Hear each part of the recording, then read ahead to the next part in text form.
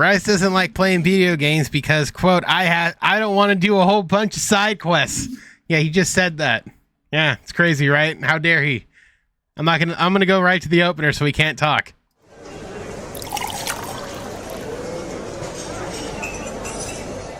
The audacity of them complaining about a free update and free DLC to be like, it's all side quests. I don't want to play that. Those are his exact words. I just want them to work on Fallout 5. That's all I want. Well, that's going to be a few years. Or if you watch the show. Have you finished the show, by the way? No, I haven't even started. Oh, my God. I need to. I meant to this week. I'm so busy with my car stuff. I'm just going to say this. If they're going to make another Fallout game, the way it ended is probably going to be Fallout New Vegas 2 or something. Or something in that realm. Like another West Coast game. See, if you would have watched it, you would know this. This is what I deal with. This is what I deal with. Is he eats Takis and has a red mouth because he can't stop eating his Doritos. Man, this got weirdly personal. It's been a weird. Not in like a you're trying to hurt me way. Just in like a weird like. This is for Saturday when you were trying to gaslit me when I said, "Am I going to get that minute back?" And you made it seem like I like divulged family secrets. Hey, I'll give you this much. I'd rather you eat chips that I can't hear than I had someone on my early stages of the original incarnation of this that chewed ice right into a headset. I'll do that next week for you. If you do that, I will end this. I will boot you from the call. I don't have any ice in here. You as an audio engineer should know better. Audio engineer is well, it's the same thing. As a technical director, you should know better.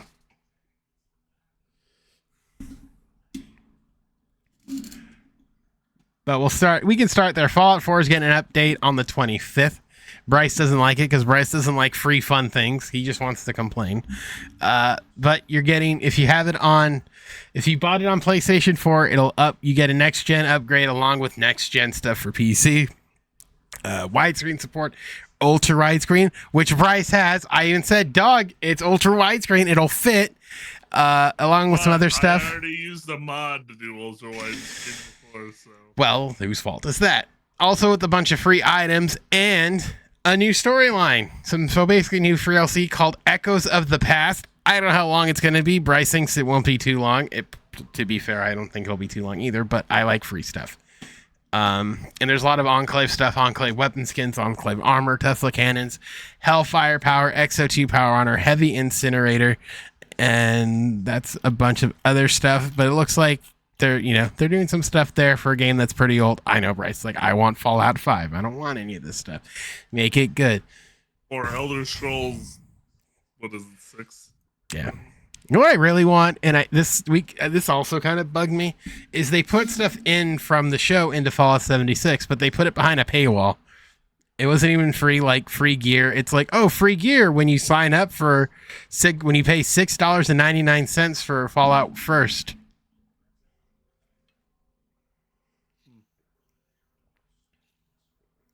Hold on, I'll be right back. Oh God, he left me. I had nothing. There's my face.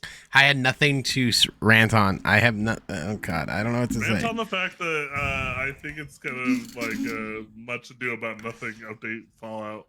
I mean, it kind of is a much. It is, but hey, look, it's free stuff. It's free stuff. You get to play another couple hours on it. What's the big freaking deal? What's so wrong with free DLC? What is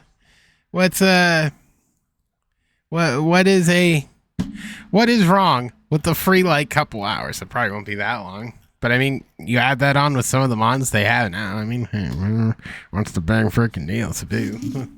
What's the big effing deal? I think it'll be fun, and then you can add on some other stuff. There's plenty of in-game mods, and you can add more to it. Although I have I have a confession to make, by the way, that Bryce will make fun of me for if he's as he does his thing. I don't know how to mod uh Steam games. They're all different. I don't know how to do it. Fallout has built-in mods. Yeah, I know. That's what I usually do. I usually use the Bethesda thing because that's YouTube. Just go to YouTube. Any what's it called? For the Anything most you part. you have. For the most part, when it comes to the Fallout stuff, I'm not. I usually just want texture packs, so they're usually all the ones I want are usually there. That's what I usually do. Is I go online. I just find texture packs and the settlement. When I did Fallout 4 before I even played it. Oh, what is it? The mayor texture packs and then like settlement. It was like a settlement like. Yeah, it's like it's yeah, isn't it? Yeah, it's like it lets the people who live at the settlement to do shit. Yeah, isn't it like their own crap? Wasn't it? Yeah, wasn't it something like the mayor's office or something? And it just adds like a desk. It's like the mayor's desk or something. I forgot what it's called, but I know I know the exact mod you're talking about, and I found it ridiculous that you actually someone had to make a mod to to make your settlement actually do stuff and not just like wander or like not just stand there namelessly doing nothing. Like without it, you could like ask your people. You had to like assign people to do stuff constantly. This one they just did it on their own. After a while they finish their tasks, they'd just be like, whatever. Yeah, what do I do now? I don't know. I'm kind of dumb. I don't know where that was going. Kind of dumb. Dum. You give me gum. There's a reference. See if you remember that reference. Who you are, you're probably old. How those Doritos treating you? I'm not eating Doritos right now. I'm eating Rolos. Still got Easter candy left over. I didn't get any Easter candy. You're 30. And you have no kids. I think that's going to stop me from buying candy. Yeah, you can buy candy if you want, but you said you didn't get any. Yeah, I mean, I didn't buy it. Neither did I. And I didn't steal any from the church like I probably should have. That made it seem way worse than it actually was. I keep forgetting I have this. You don't need. Hold on, I need to adjust it slightly for the week. He doesn't know how to work it. It's sad.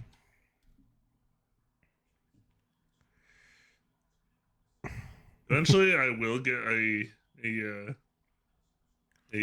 stream deck so that I can. I literally showed you. You could. I have a. I mean, I'm just hitting a button. It's on my keyboard. I showed you they had. I mean, we can. Huh? See your mom's. I know how it works. You know what's funny though, and I showed you this because you're talking about a capture card. Elgato dropped like a starting stet thing, which has a mini condenser microphone. I mean, for the record, all condenser microphones suck, so don't make it seem like one's slightly better than the other. They're all kind of trash. A webcam, a capture card, and a stream deck and a key light, all between about $100 and $130, which is not too shabby to kind of get yourself going. Granted, I have my issues with Elgato, but I think the stuff that they put there isn't bad. So if you are looking for a cheaper stream deck, that's the way I would go. Everything else, debatable. I don't think Elgato's that good, but you can still sponsor me. I'm just used to the way. I should say I like Elgato stuff. I think my biggest gripe with Elgato is I think their stuff's overpriced when compared for what it does a lot of times. I think certain software should just be free. Like huh? Are you happy? I'm just saying, like, you're like, oh, I need an actual key. Now. I've got shortcuts now. You mean a hotkey? Yeah, well, shortcut, hotkey, whatever. It's the same freaking difference, my guy. But I mean, I shouldn't say like I have an issue with Elgato. I mean, you sort of know I'm getting at. Like a lot of their stuff seems a little overpriced for what it does compared It to like definitely is.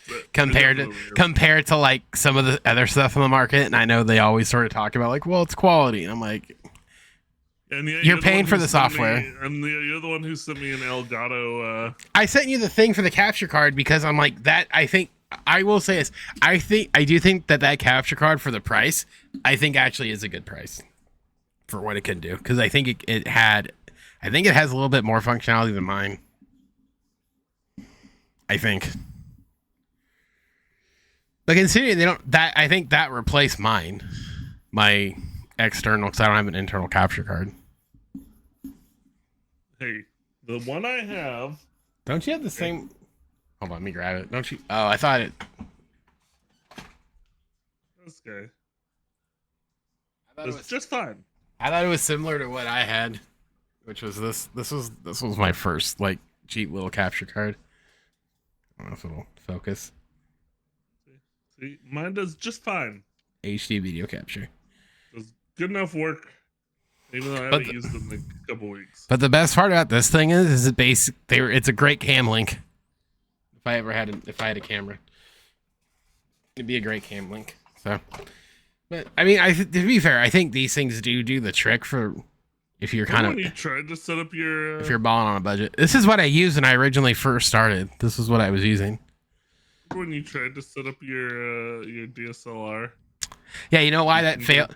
No, you know why it failed? Because I had to use their software and they were going to charge me for it. And I'm like, why am I being charged for something? Why am I being charged like software?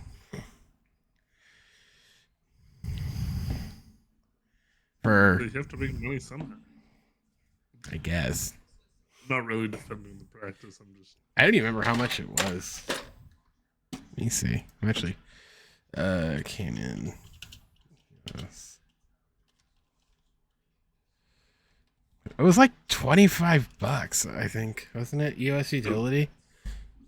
How much was it per month? I don't know. No, I'm trying to look. You're the one who bought it. I didn't buy it. Or you're the one who it was being shown to, or something. No, because I looked to see how much it. I have a hard time remembering how to say things sometimes. I was looking for how much it was. Because I had the thing. Yeah, it's $5 per month or $50 for an annual subscription. That's what it was. But it was one of those things where I couldn't really do it the way I wanted to, because I had to like work unless they fixed it, because I did it last year. It was kind of a pain. There we go. Slowly moved my head across the screen. Oh well. My Razer Keo is fine. It's fine. It gets the job done. Yeah. So, CJ's not here, and he won't be here, so it's fine. But the Lakers drew the unlucky card of winning their play-in game and having to play the Nuggets. So, they're going to be done in probably 5 games. What? Bryce is just staring at me. No, it's like a hide the pain kind of thing. The what team we were both afraid of? Salt into the wound. Oh yeah, I downloaded that video. I should just because I used it in one of my videos. Oh yeah. Well, I also said I'm a salty beaver, and I meant to put something after that, and I didn't. But I'm a salty beaver. Yeah. Man, you come up with the wildest I come up with some really off the cuff stuff. You can't catch me. I'm the gingerbread man. You can't catch me. I'm the gingerbread man. I don't know why I say half the things I say. They just come to me. I mean, all I'm glad of is that I can just go like this. Hold on, I can just. Oh God, like he's gonna blast it in my ears, isn't he? Nope, that's funny. As I was typing it, because we're active on the thing. I don't know. Yeah. All I'm glad is that I can go like this. Oh god. There it is. Yeah. There it is. There it is. What I wish is that you have the. You know what's funny is it on here? Yeah, so no, people it comes through because I hear it. Well, no, I know, but it's obviously layered underneath. So Yeah. Oh, by the way, if you put exclamation, if you do that with dog, it plays the I think I'm getting raw dog right now. I forgot that was a command. Yeah. That's a command. Wait, where was it? Hold on. Hold on, my wife needs my help. Really. Oh god. Oh no. He's leaving me again. Yeah, the Lakers drew the Nuggets, which is terrifying. So I told CJ, be gentle about it and just make it a gentleman's sweep, and we can call it a day. Because we all know they're not gonna win. They won't win. If they do, I will be shocked. If they win 3 games, hell, if they win 2. If they win 2 games, I will be absolutely, completely, and utterly flabbergasted. Like, completely and utterly. Because there's no... I don't even know. Like, they don't even necessarily deserve... Not deserve. I just don't see a... I don't see a way. I don't see them in a position where with a win more than that. Right? Or not. Right? Or not. Like, if they win 3, like, if they win 2 games in that series, I will be more than impressed. So, have we decided, are the Angels good or not? I was talking about the Lakers. Oh, okay. And saying if they win 2 games, it'll be a miracle. Well, I think they're going to win 4. Then they're going to win more. 4. I think it's going to go 7. I think the Lakers are going to win 4. Are you on the methamphetamines? Are you on meth? Who do you think you're talking to? I'm just asking. How's the whole quote go?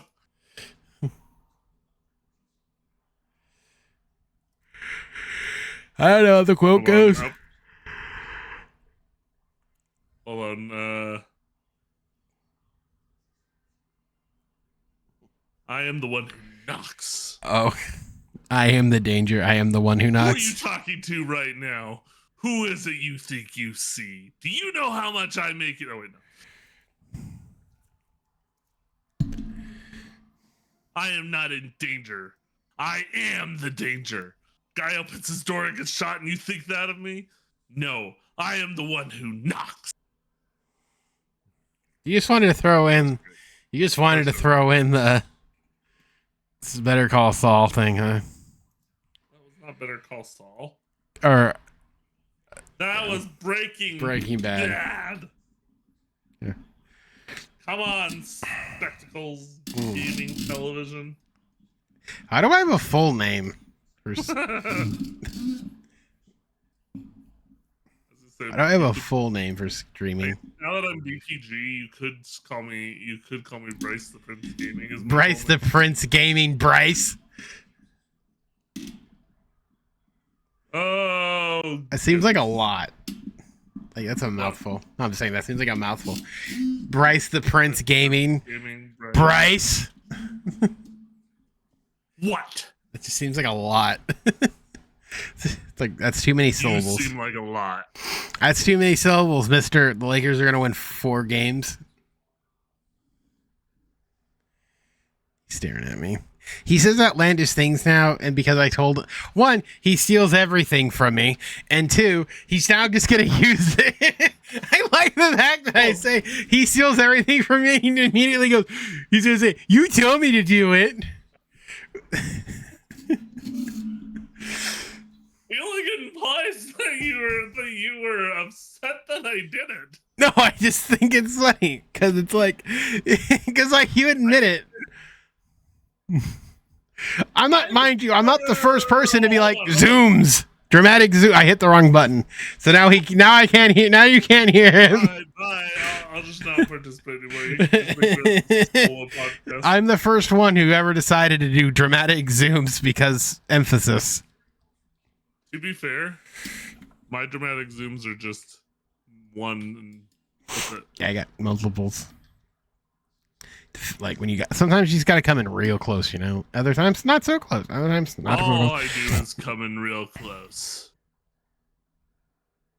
I'm gonna leave now. I'm gone. All right, I'm out of here. Yeah, it's not the same when you have to click it. I just have to do that. I just hit the toggle. You know what? I do it just as fast.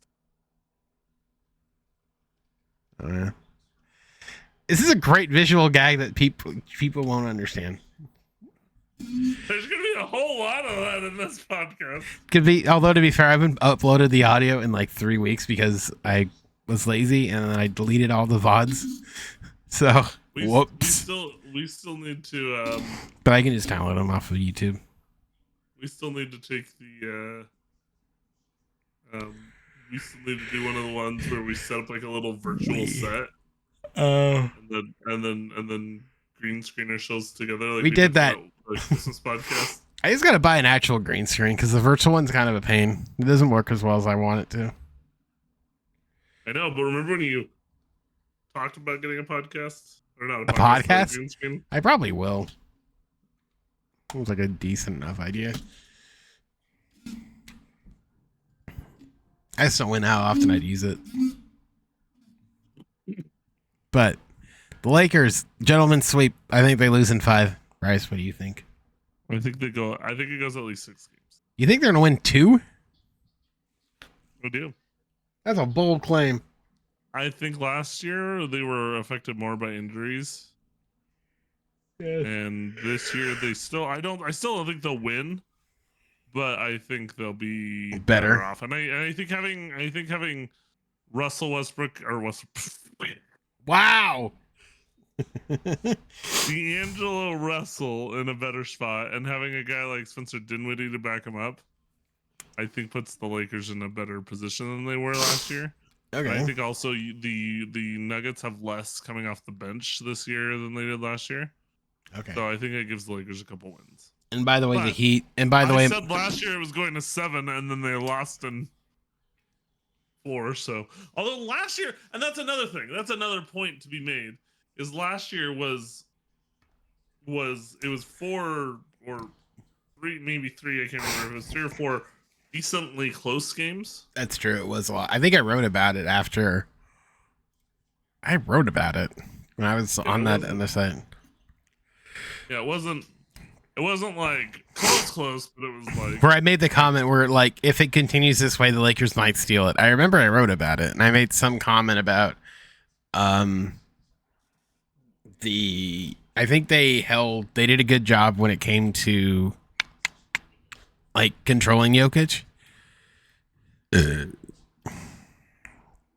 problem last year was when they did control Jokic, they would have what's his name come out, Jamal Murray would come out and just sink like 23s in a row and bury the Lakers, and it was like, what is going on? This guy can't miss even when we guard him. Yeah, that too. Like he was just out here. But I mean, hopefully, I'm ignoring you now. If it is better though, I mean, maybe I'll just do the rest of the podcast like this. I'll do this. Really, really personal. I'll minimize the screen there. I can't now. No one can see you. Oh, he walked away again. I kind of did that one to myself. Oh boy, it's been 20 minutes, an absolute freaking train wreck. Great. I mean, isn't that what most of our podcast episodes? I don't know. I really do feel like the professionalism has gone straight down the toilet, but I'm all for it. And that's when you go, were we ever professional? We'll get it back. We'll get it back. Last week was good. Last week was pretty good. We had like a whole thing we were following. Yeah, it's true. We did have. No. Maybe I'll start producing the podcast again. The Heat. An outlet. And then the Heat the Heat won tonight, so I'm in a bad mood already. I don't like the Heat. Your girlfriend's team won and you're in a bad mood? I don't think she's a Heat fan. I don't think she cares about basketball. The team near where your girlfriend lives? I don't think she cares about basketball. You're so upset? I already have to deal with the fact that just use that good mood. I already have to deal with the fact that I'm flying out there. Now I already have to. I'm flying out there. I already have to deal with the fact that the Royals are good. Although I said the Royals would be good.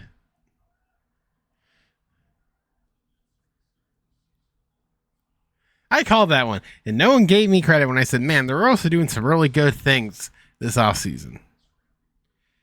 Man, I wish I was still writing because I would have wrote that down and been like, "See." Why didn't you tweet it? I don't know why I didn't tweet it. I should have. Twitter. I do have a Twitter. I don't know. I say more outlandish stuff than I usually say more outlandish stuff than that anyway. I know. Why didn't you tweet it? You're saying, did you ask me? Did you come back and ask, did we ever decide if the Eagles are good? Oh yeah. I don't think. I mean, look. Rendon's doing a lot better than we planned. And as that picks up, so will Trout's RBI numbers. I just want to point out this tweet because I thought this was slightly funny. Where was it? Although, don't get me wrong, the Angels bullpen will probably be our death this year because Artie refuses to do anything about this team. They spent $30 million on the bullpen this offseason. But I want to point. They didn't get anybody that was like losing Robert. Like, see, the one they spent the most on, Robert Stevenson, him being out for the entire season isn't good. But this is funny. So this comes from Rhett Bollinger. It says Angels starting pitchers are last in majors in first pitch strikes at a percentage of 58%, despite it being emphasized all spring. Juan Washington said every starter will be asked to explain why they aren't executing first pitch strikes during a meeting with coaches on Monday. And then he went on to say, when you have a young pitching staff, you see things not going the way you want, and you have conversations, and you have to let them talk, because maybe it's something we're not doing as a staff, but we're going to have each one of them explain why. And when I had this sent to me, my response was, this sounds like the sales manager calling in every salesman and saying why you're not meeting your monthly quotas. And I don't think, mind you, I don't think it's necessarily a bad thing. I just find it funny because I think I know everyone should know the answer why.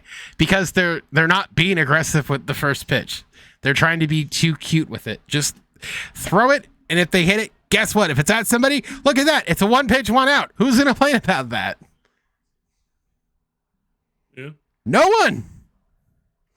I will. Yeah, sure. But it's not enough. I mean, what was my complaint at the beginning of the podcast? So they're in. It's just what's it called? DLC or no, just side quests. What? Oh, that. I mean, they're in. So they're bringing back the fact. It makes it sound like I'm just complaining this entire podcast. I mean, like the way the game went tonight. So we record these on Friday nights. So a lot of times we're kind of we're actually usually record if they're home. We're recording during, but they lost tonight. I mean, it was a 2-1 ball game. Then the bullpen kind of came in and blew it, which is rough because I don't know if you follow Beyond the Halo. I don't follow him anymore because I think he kind of goes off the rails a little bit. But he's made some interesting comments. The reason why, like today, he's talking about DFA and Adele. He said that 3 hours ago. He said Adirondack is hitting 342 as a 342, 430, 550, 553 stat line and an WRC plus of 147 AAA. Saying it's not really inclusive of talent, but his defense over in HEFO. And he says, how do you make the room? You DFA Adele. Everyone knows Adele's potential, but it's just not going to work out in Anaheim. There's clearly something wrong between the years despite his physical talent. He's bad as ever. Maybe the DFA serves a wake-up call and he figures it out elsewhere, but so be it. I disagree. So when it comes to Adele, I personally think with Adele, what I think's Adele's problem, and I don't think it's a bad thing. I think he's doing too much. I think he's trying too hard. I don't think it's mental. I legitimately think he's trying too hard because I think somewhere in the back of his head, he thinks he's going to get DFA'd. I think he's so paranoid he's going to get DFA'd that he's being too aggressive. And mind you, I don't have a problem with it. Like, I made this comment earlier in the week outside of it, and I sort of said, like, I miss the days of Sosha, and somebody's like, you don't mean that, and I'm like, I kind of do, because I don't have a problem with runners being overly aggressive and getting out. Why? You're forcing a throw. They've been a lot more aggressive with Washington than they were. No, that's my point. Is like, it's one of those things where I don't think this is going to be kind of a hot take. I think fans look too much into stats and smaller details while not understanding like the grand scheme of things. This is going to be a really weird analogy, but in 2K18, I have it for my Xbox 18. They had Kobe do a piece, and he was talking about analytics, and he was talking about I guess shot analytics in basketball when it comes to shot making. And sort of the whole thing, they don't tell the whole story because we don't necessarily know smaller details, something that could just be happening. I think that's the biggest problem with Adele. Is Adele's going to be a scapegoat in Anaheim because of people who want to overanalyze smaller things. Realistically, is Adele the problem? No, Aaron Hicks is probably more of the problem than Joe Adele. Joe Adele brings something to the team. What has Aaron Hicks and Miguel Sano really done? Not really a whole hell of a lot. Adele brings speed. Hell, argumentatively, I could say the same thing about Mickey Moniak. Those are three guys I would argumentatively get rid of before I would get rid of Adele. Because the whole thing with Adele is if you DFA Adele, and if that option's on the table, you're basically giving him away for free, and Oakland will gladly take him. Oakland will take him. Colorado will take him in a heartbeat because of that talent. He wouldn't clear waivers. Oh, no. Honestly, you could probably put him on the trading block and still get not a great piece for him, but you could get something. You could get But the original backup catcher. But the original point that sort of got me on this weird trend of people not sort of grand, almost grandstanding in a way, is this weird notion of Perry didn't at infield depth, therefore Perry's not doing his job because he didn't add infield depth. I will say there is one player that I wish we had signed. What, Gio? Actually doing decently is Gio. You know what? I don't think they would have gotten Gio because he was offered a starting position. He was offered a starting spot in Detroit, and I don't think he would have gotten a starting spot in Anaheim. You don't think with maybe up the offer he got by $1 million and what did he sign for? He'll platoon. I forget. It was a minimum contract. I know it wasn't a lot, but again, if he's starting, so would you take I mean, yeah, maybe the whole thing was maybe they did offer him more than we know, $1.5 million. So they offered the Angels could have almost invariably offered him $3 million. Yeah, and they wouldn't hurt their pocketbooks that much. I guess. My question with that. But you might be right in the sense that maybe he's look, I want to start because he's. because then next year when I go out on the market, He I can, could probably yeah, get like a 4-year contract, and he can start. like $10 million That's a year. or if he's doing well, he get flipped. Where if he's kind of, he'd be the Miguel Sano. Yeah, he might be playing a little bit, but like it wouldn't be the same thing. And then another guy they were talking about was he's getting hot is Ahmed Rosario, and somebody's saying, well, why didn't we sign Ahmed Rosario? And it's like, did you not see Ahmed Rosario play in Cleveland? It was horrid. And he was a platoon player in LA, and he's doing hot. He's getting hot right now, but it's not going to sustain. So I think like I said, I think people are grandstanding and wanting to point blame, and they're just certain people are just going to look at things and say it's a failure because X, Y, and Z when X, Y, and Z aren't necessarily there. And I think that's an issue. Is if you want to make the claim that like, oh, he didn't do enough in terms of depth, sure. I mean, I guess you can, but I don't think that's indicative of Perry being bad when it's like, do you know what state this was in before? It was even worse. Yeah, no, I mean, look, maybe this is a hot take. I personally think that the Angels should stop going with this platoon outfield thing. I agree. I honestly think they should. And look, I know there's a lot of Angels fans who would hate me for saying this. No, I'm right there with you. I would personally say, give Adele the starting position every day. Let him look and do it for a month or two. And if he doesn't improve during that month or two, with Washington and I forget who their hitting coach is, Johnny Washington, with him every day. It's funny. I don't think it's his offense that's the problem. I think he's too aggressive for his own good. Well, no, but that's what I'm saying. Is like if you gave him the left field job every day, or even Taylor Ward 5 out of 6. Maybe, for him and Wright or something. 5 out of 6. I mean, yeah, but I see that most days, yeah, like even just most days, give him the starting job and like let him. But that goes back to my original point of put him in center when Trout's not playing. But see, Trout's DHing, I should say. But see, that goes back to my original point was of why do we have Aaron Hicks? No, but that's what I'm saying. Yeah. Keep Aaron Hicks down there is just depth. Like, why? You can't. It'd be Mickey Moniak. Why then get rid of him? No, that's my point. But it's like, why did you sign him in the first place? Were you like that? Get rid of him. That's my point. No, but that's what I'm saying.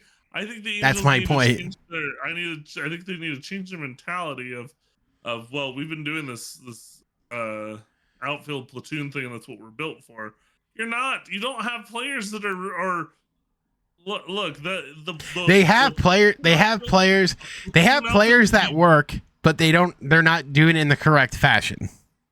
Yeah, well, and platoon outfield, I would be happy with a platoon outfield if each of the guys was hitting like somewhere between 250 and 300. Well, a platoon really only works. You have one.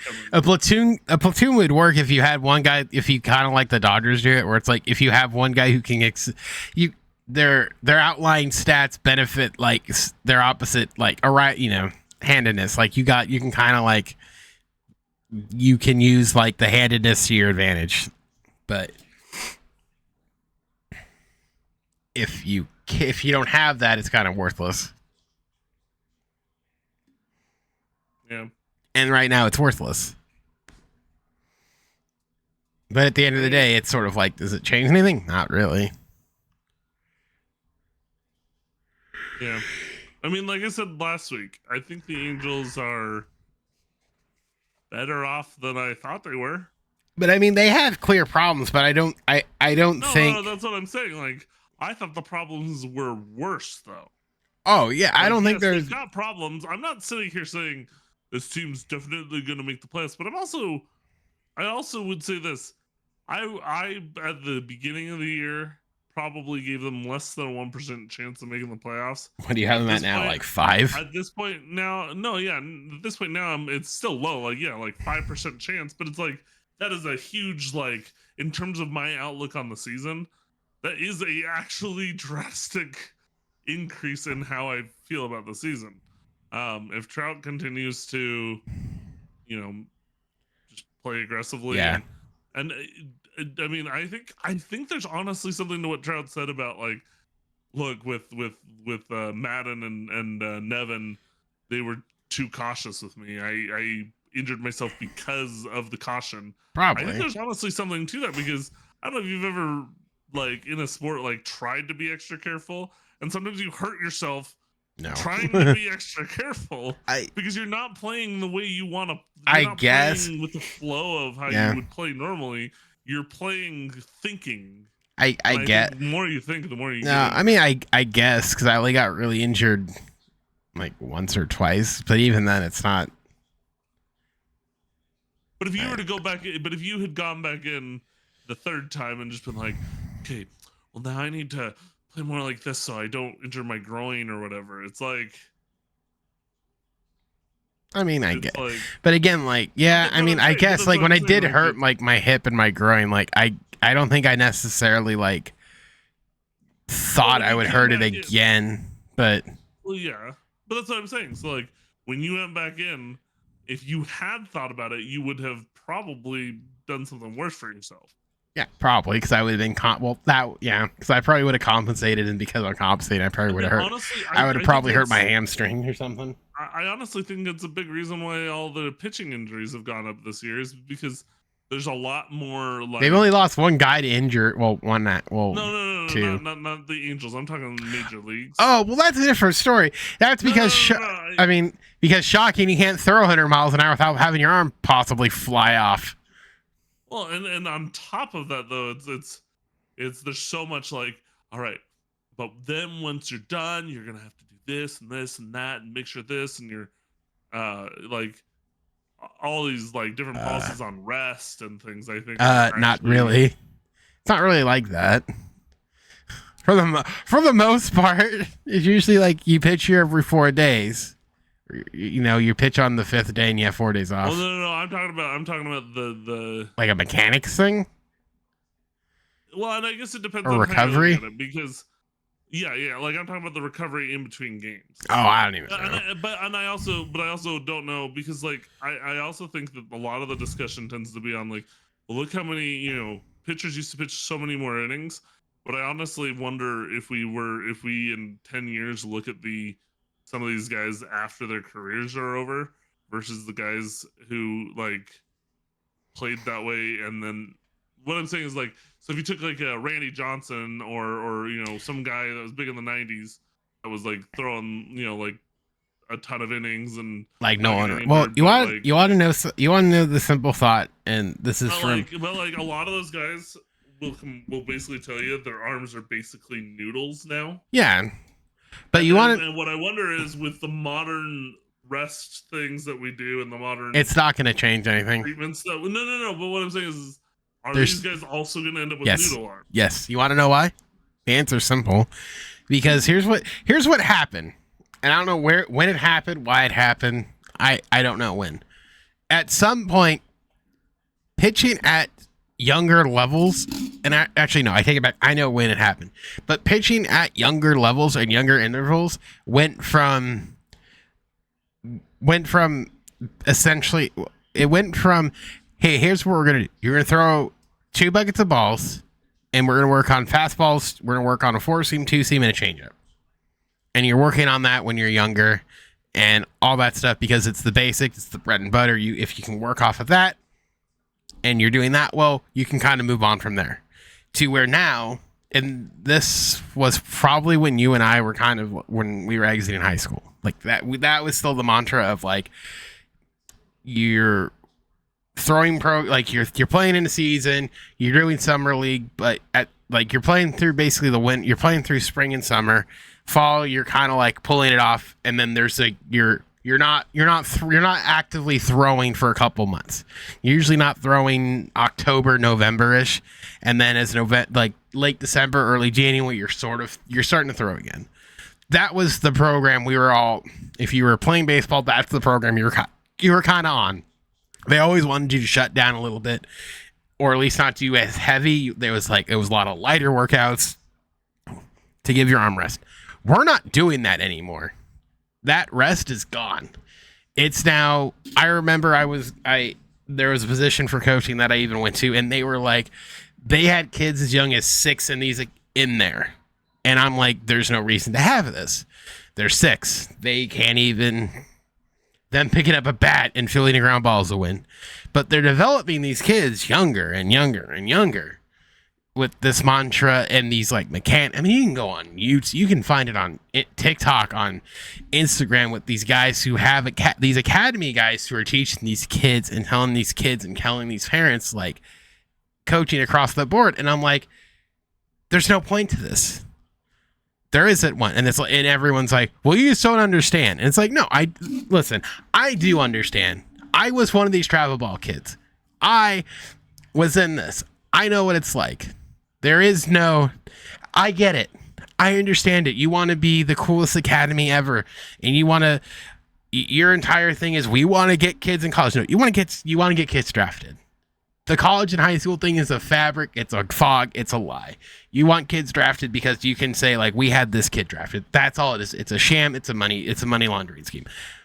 But the point of the matter is they're indoctrinating to these kids certain mechanics, certain motions, and certain things from the age of 6. And that doesn't change. There's a reason why Tommy John's getting younger. These kids are throwing their arms out sooner and sooner. And it's just like, why are they doing it? Because you've turned into a year-long thing. Think about it. We didn't have that when we were kids. Yeah. Like, it was, we played basketball, we played football, I didn't play soccer at the same time, but like, we were doing different things. We weren't just gravitated to one sport all year long. That didn't happen until high school. Like, that's now starting for 6-year-olds, and they're going through this regimen, and their parents are being told, this regimen's going to make your kid a better ball player. No, it's not. It's going to indoctrinate them into something that doesn't lead anywhere, because there's no guarantee that little Johnny is going to turn into Stephen Strasburg, that he's going to turn into, Tyler Glasnow or Shohei Ohtani. That's not the case. No matter what it is, like, trust me, I've seen catching tutorials, and I'm like, that's not how you catch. That's how the major leaguers catch. That's not how someone in high school should be catching in a high school game. They're not major leaguers. Stop treating them like major leaguers. They're not. Being in a kickstand back there isn't going to benefit you. It's going to be a detriment to you. Throwing 99 as an 18-year-old, guess what? Isn't going to benefit you. It's going to be a detriment to you, because guess what's going to happen when you get drafted? Your arm's going to fall off. It's a matter of if. It's not a matter if, it's a matter of when. And the sooner that we can grasp this idea that throwing the ball hard, max effort every time, isn't good, the better off we will be in youth sports and in Major League Baseball. Yeah, And I picked quite the what's it called? The topic for you to rant on. It's not even a rant. It's just it's just the things I see, because like there's not because I see it all the time at it's all these academy coaches where it's like it's almost I saw it. It's almost like no other sport has it. You don't see basketball guys be like, here's how you shoot the perfect shot, and like, and all that. It's only baseball where it's like baseball where it's like, do a kickstand because it'll save your knees. And it's like, bro, if you're playing in a high school game and the kid's fast and average Jimmy's back there, I'm sending my kids all day. Like, that's the stuff that just drives me nuts. Like, what happened to, hey, catch the ball and make sure it's there. Like, present the, like, that's the stuff that drives me crazy. Or like, where it's like, we're trying to teach these kids, like, to be major leaguers. I'm like, dude, he's not Cody Bellinger. He doesn't, do you think he cares about launch angle? No. It's not, why are you making it out to be so much more than it is? But that's what it is. It's it changed in like the last 10 years. What? I said, hi, I'm Spects TV, and this has been my TED Talk. Yeah, I hate academies, and I hate academy coaches that are on TikTok and Instagram. Sorry. Sorry if you are one, but you're kind of a piece of shit. Well, I don't know how to follow that up. You got a lot more experience in this realm. No, but I agree. I think But I mean, you get my major point. You get my biggest point.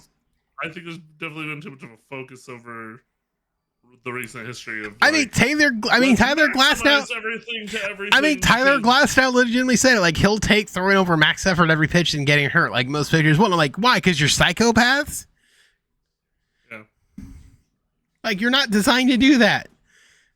Well, I think too many kids are being, like, especially pitchers, are being told, like, you've got to throw the heat. And it's what they're being told is velocity gets you drafted. So if you have a kid who can throw a little bit harder, they'll be under the impression and told to throw that hard. Because if you can light up if you get hit think about this. Guys I was facing in high school were topping out like high-end guys, maybe 92, 93. Now you're facing guys who are throwing 99 at 18. That's wild. Yeah, no, but that's what I'm saying. Like, because I feel like a lot of young pitchers right now, a lot of them, not all of them, but a lot of them, it seems maybe is just what it seems like to me. But a lot of them are coming in and it's like, this guy can throw 100-mile-per-hour fastball. Yeah, okay, how's his curve look? He doesn't have one. I mean, they have them. He has a fastball and a slider, and that's his two pitches. And then he can throw a changeup, obviously, because if you throw a fastball, you can more or less throw a changeup.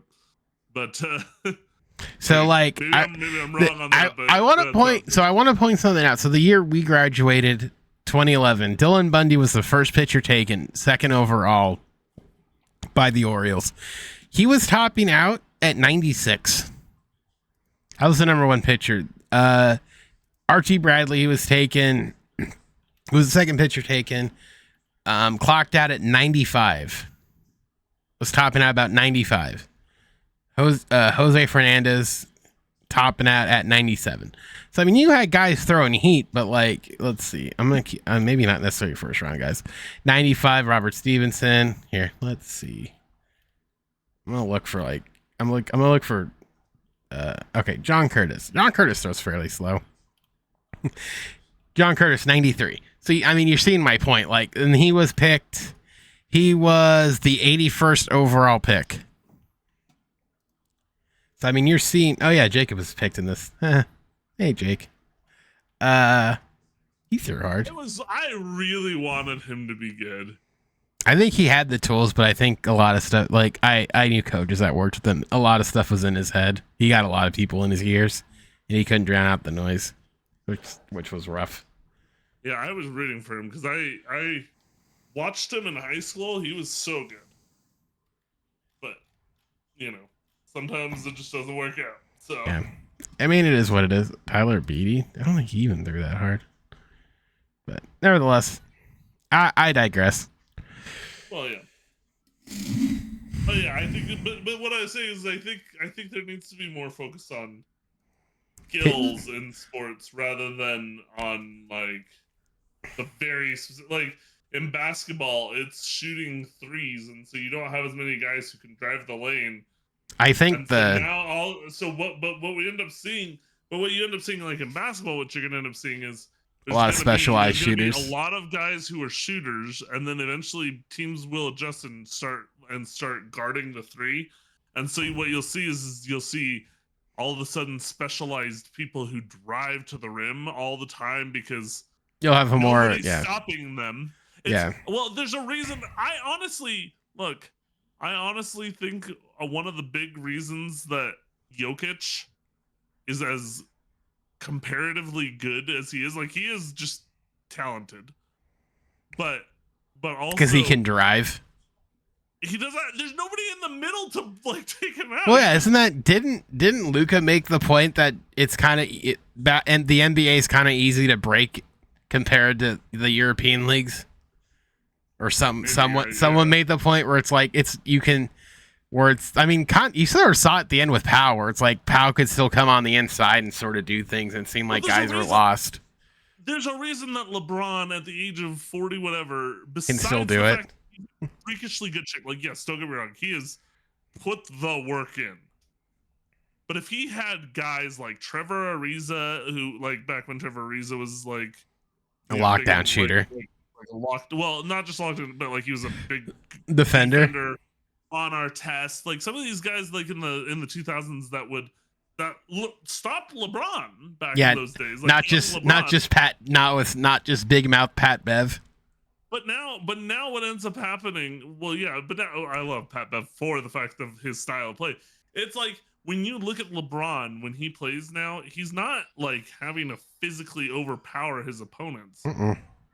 All he's doing is he's getting the ball. If he can just find one step on his opponent, he just drives to the rim, and then everybody's like, I don't know how to slide over and stop this guy. Yeah, you don't know how to take it. Because they're not being taught, because what they're being taught is I need to step out and be able to guard the guys out on the three. Well, you're being told now, right? Where it's like it's like a hands-off NBA. You can't really hip check anyone anymore. You can't hand check anyone. So it's almost like definitely play like a role in all this. So, but it's all. But I mean, too, like. when we played basketball so many years ago, like we were sort of taught like, hey, don't be afraid to take a charge and get in the lane and kind of let them run you over to get, to stop it. You don't really do that anymore. It's a lot of like weird moving screens. Something that gets called for a foul now that I was taught to do was when a guy, so like what you'd often have is like a guy would go from one corner spot to the other corner. Yeah, and you kind of don't you? And you kind of like you sort of check. Yeah, as the big man down low, you sort of check. Hip check them. Yeah, you check. Check them now. You get called for a foul. Yeah, you kind of nudge him. You sort of. It's like I know what you're talking about. You sort of like you nudge him. Yeah, you weren't necessarily like. You were like. You would like just kind of like flow into them and just like you're slowing them slightly. Yeah, because you want to like you want to knock the play off. Well, you want to force them out of bounds basically, because then they're the whole flow of their offense. Yeah, you slow down the flow. Yeah, no, I get it. But anyways, but what I'm saying is so I feel like, and I mean maybe it's just a flow that I've just not noticed in the games in past years, but it felt like. In almost every sport, there used to be more like everybody was just taught to do everything. Like, well, now you're special. So it used to be that pitchers coming up, like, so my point, back to my original point was, it felt like pitchers used to be taught to like. You were taught to throw, not like a full array of pitches. You were taught a good fastball, have a good cutter, have a good curve, have a good slider, and then like once you got like into like right into the once you got into the minor leagues. Then they would say, you'd have a coach who said, well, look, you've got a really good. Sorry. You cut me off. Sorry. I guess you don't like my opinion. I'm sorry. I'm just kidding. No, but I mean, you correct me if I'm wrong. It just feels like it used to be that everybody used to be taught like everything. And then coaches in the minor leagues, once they were drafted, would say, look, you've got, we could probably get you up to like a 99 or 97, 98 mile per hour fastball. And then you've got a wicked curveball. Let's focus in on getting that more refined.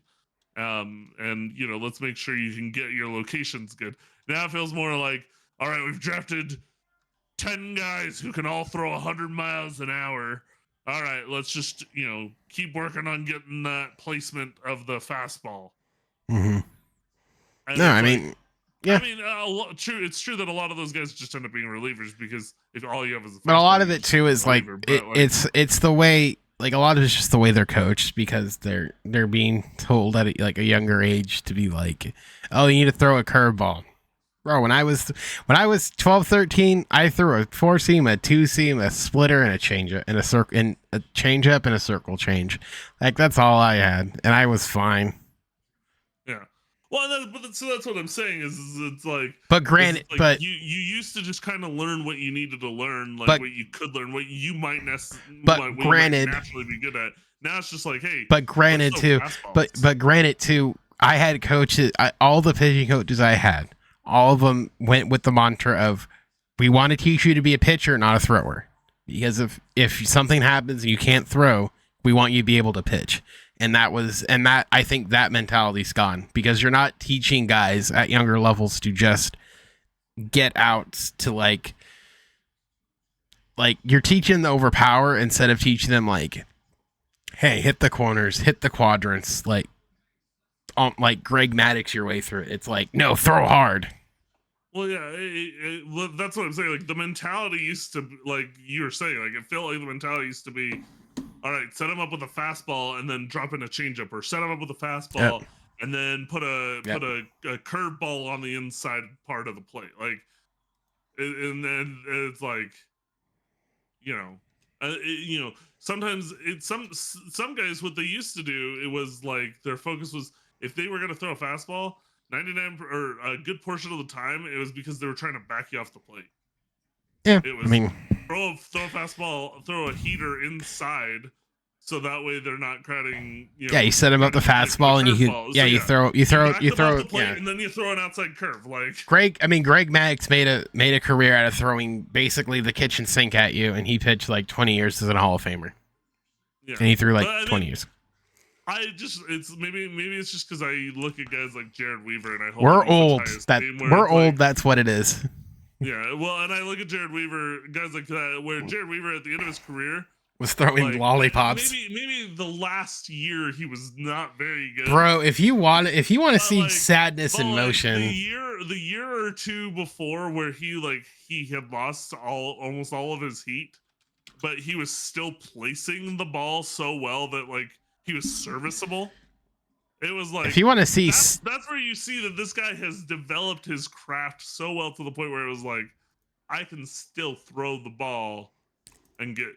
If you want to see, if you want to see sadness, I've watched this a couple times and I cry every time. Jared Weaver's last start. It's sad. It's really sad. You know it was going to be his last start? I don't know if he necessarily knew, but he sort of knew after that game. Like he was throwing, how fast was he throwing? I think his fastball was like not even 85, 82, and I think that was his fastball. Like it was not good. 82, yeah, it wasn't good. I will say this though, rewatching some of these end of career pitches, it's interesting to watch because it's interesting to watch because he's so the batters are almost thrown off by how slow he is. I know. Yeah. Like there was almost something good. Like I would say this, maybe not in the year with the Padres, but like in those last years of the Angels, there was almost something good about throwing everybody off by being like, you've never seen an 80-mile-per-hour fastball come at you. Yeah, it was rough. You haven't seen an 80-mile-per-hour fastball since you were in 8th grade, but here you go. It was so rough. All right, but on that note, I think that's where we'll leave this one off. I miss Weaver. I do too. But we'll be back same time, same place next week with more antics. So, till then, adios, cowpokes. Bye, guys.